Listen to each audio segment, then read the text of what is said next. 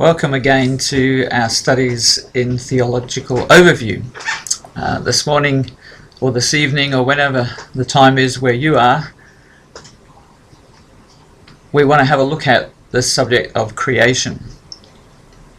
We've already considered who God is and what God is like, and it's obvious from the biblical story, beginning with the book of Genesis chapter 1 verse 1, that God is the creator. He's the one who brought the universe into being. He's the one who created this earth. He's the one who created us as human beings and placed us initially with Adam and Eve in the Garden of Eden on this planet. But there's, as you've noted already in reading the workbook and thinking through some of the questions and some of the items for discussion, that not everybody agrees about this whole subject of creation, that God made the universe and all that's in it. There's great controversy between secular worldviews and Christian worldviews about this topic. There are also significant differences even among Christians about how we should understand creation and God's role in creation. So I guess it's important to spend a little bit of time talking about this foundational truth. I mean, the doctrine of creation is powerfully represented throughout the scriptures. Often in the Psalms, when God is referred to, he's referred to as the creator of the heavens and the earth. It's a fundamental identity of God, and it's a fundamental reality of who we are and the place in which we live and the entire universe in which we're placed.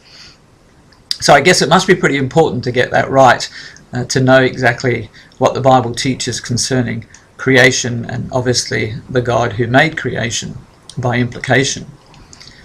So as we think about the biblical material, it's obvious from the book of Genesis that creation is a divine work and that it is a comprehensive work, that it includes all that exists, the heavens and the earth itself, all that's in the earth, and especially us as human beings who were directly created by God. In Genesis chapter 2 we read of Adam's creation, and we read then of Eve's creation, and out of them of course has come the whole human race. It's clear that the biblical concept of creation is one of creating out of nothing, that God, by the exercise of his own omnipotence and through the declaration of what he wanted to be made, created material reality. And that shouldn't be as surprising as we might think. It does sound kind of supernatural and certainly different to what we experience when we make things. We start with materials and we put those materials together to create something, whether it be an object that we build for our children in the backyard, like a playhouse or a slide or something like that, or whether it be a computer that is built from amazingly intricate parts. We're always using existing substances to generate something different. But God didn't do it that way, and there's a good reason why he didn't have to do it that way, because God is omnipotent. And you may be aware of the fact that science has told us that there is a relationship between matter and energy, generally expressed by the equation E equals mc squared. That is, energy equals mass times the speed of light squared. So that in a very real sense, energy can be seen as compressed matter. So in other words, matter can be seen as energy that's been put into a solid form. We know this is true because of nuclear physics, where we can actually extract the energy from matter through either fusion or fission reactions. And in those reactions, a very small portion of matter is actually converted into energy. And that very small portion of matter creates an enormous amount of energy. Destructive energy in the case of an atomic bomb, or useful energy in the case of atomic reactors. Many countries in the world rely on nuclear power to provide the electricity that they need for running their society. We don't have that in Australia at this point, but there's no doubt that it's a debated issue right now as to whether it should be or shouldn't be. So, bearing in mind that God has unlimited power, then why couldn't he, by the exercise of his own will, be able to harness that power and form from that power the material universe that we see around us? Now, of course, when we take that into consideration, it kind of staggers the mind to think about how much power is involved in creating a universe. Considering that very small portions of matter create enormous amounts of energy, and the sun is a classic example of that right in our own solar system, which we benefit from in the light and the heat that it provides. Just imagine how much energy is required to create a solar system and then create a galaxy and then create the multiple galaxies that exist within our known universe. I mean, it does stagger the mind as to what amount of power is involved in doing that. And that should cause us to be very sober in our relationship with the God who does something of that magnitude, so huge. So this issue of creation out of ex nihilo, out of nothing, is really not such a dramatic thing. If we have a big enough God, then there's no reason why this can't be the case, why it isn't the truth. And it's certainly the way in which the Bible portrays creation. It doesn't portray creation as a process over a long period of time, which evolution and even theistic evolution requires. It portrays creation in a period of 6 literal 24-hour days, if you read Genesis in its most natural meaning. Now, you might ask the question, well, why would God do it over 6 days? I mean, surely if God can do something as remarkable as create out of nothing, he could have done it in 6 minutes or 6 seconds. In fact, there's a bit of a cartoon about that, where one boy queries about the fact that God took 6 days, not because the fact that it seems like that could only represent long periods of time, but because he thinks it's way too long for God to do it. Why couldn't he have done it much quicker than that? And I think there's a very intentional purpose behind God's creation and the creation order, and that is it establishes certain patterns and certain orders for us as human beings, which is picked up by Moses when he gives the commandments from God concerning the Sabbath, having a day of rest every 7 days. It's based on the creation order that God created over 6 days and he rested on the 7th day. These patterns are there for our good. It's not that God couldn't have done it any quicker or that God couldn't have taken even longer, but it's that God has purpose and intention in what he does. It's not just arbitrary.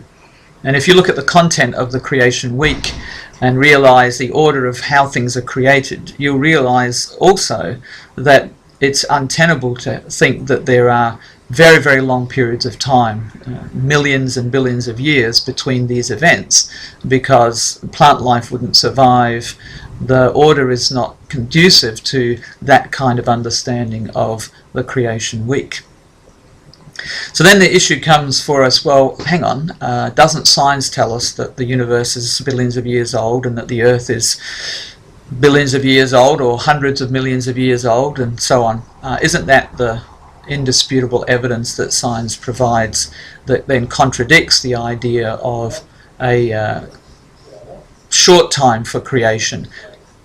Some have tried to escape that conflict by trying to find gaps in the creation week, the gap between the opening statement of Genesis 1:1 and then the statement of the forming of the earth, and suggest that in that gap there are many millions or hundreds of millions or billions of years. Again, the text doesn't really support that kind of thinking. The question you always have to ask when it comes to these things that we haven't observed, we weren't there for the original creation, no scientist has been there for the original creation, so all of us are formulating our theory or our worldview or our understanding of the original creation based on lots of different competing influences. And science, of course, because it generally doesn't have place for the supernatural or God, finds a naturalistic explanation for the universe. And that naturalistic explanation is based on several principles, one being uniformitarianism, that things as they are today have always been that way, and so processes that happen today are the same as processes that have always happened, and therefore we can sort of go back in time and sort of retrograde what we see today and say that that's the way things were in the past, and this is the time that would be necessary for that to be the case. However, that's not the way the Bible pictures our history, neither does it picture the world that way, because, for instance, Adam and Eve were created as adult human beings. The Garden of Eden was created as a fully formed and fully functional garden. The earth was created as a fully formed and fully functional earth. It didn't take a long time for it to get to maturity, or a long time for it to get to that position of being fully functional. But if you looked at a human being today and you said, oh, this person actually is only a day old, and you look at them and they're a full-grown adult, you would immediately think somebody's lost their marbles, there's something fishy going on here. Doesn't this person realize that it takes 9 months in the womb plus quite a few decades of time for that person to get to their full maturity? Something very wrong has gone on in that person's thinking. Because that's the way it is now, that's the normal way, but that's not how things were originated when God originally made them. So one has to question the assumptions and presuppositions behind the scientific worldview, and then if you're reliant on someone who was there at the time, God himself, and if you're reliant on the witness that he provides about what took place at that time, then you're really dependent on the Word of God itself, the Bible, and its record of the events, this record of the history of our universe and ourselves. So that this whole subject of creation can be quite a divisive one among Christians. And some are trying to accommodate the scientific perspective into their worldview. Others are strongly resisting the scientific influence over their worldview. I think ultimately you need to decide what your authority is going to be. Is it going to be a scientific perspective, or is it going to be a biblical perspective? And even though good people disagree in terms of the age of the universe and the age of the earth, one has to really rely on the biblical material, and that's where your theological method comes in.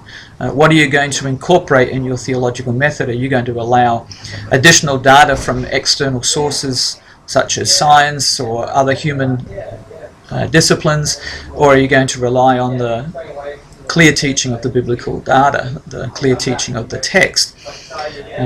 We've already said that theological method determines your theological destination, but your theological content determines your theological destination, not just how you process it, but what you actually put into the process itself.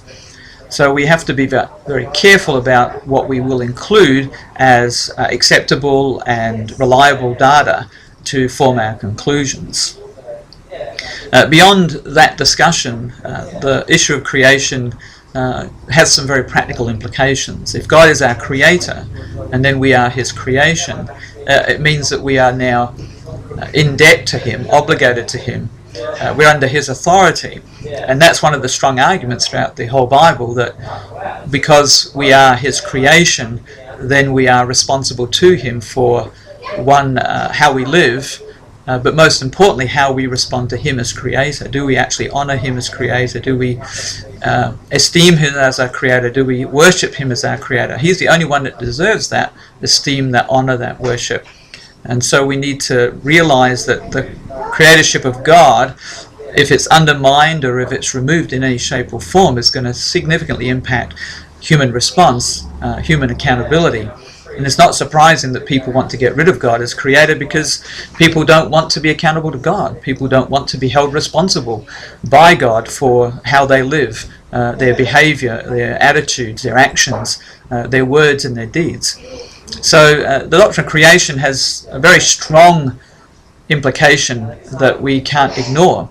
And so let us make sure that we don't diminish God's creatorship, his role, in fact, his sole role in creation. And the good news is that God is still focused on his creation. He cares for his creation. He loves particularly humanity within this creation, has a plan and a purpose for humanity. In fact, he is going to bring this fallen creation as it is now to a new creation one day. So we can not only worship God as our marvelous creator, but we can also worship him as the one who still cares about the creation in which we're placed. Now, just one last thing about this whole relationship of creation. Because it is God's creation and we are his creatures, we have a responsibility to creation. A responsibility that means, as the original parents we had, Adam and Eve, were given the stewardship of the earth. They were to be the lords of the earth, as it were, and they were to tend and care for the garden and, by extension, the whole earth.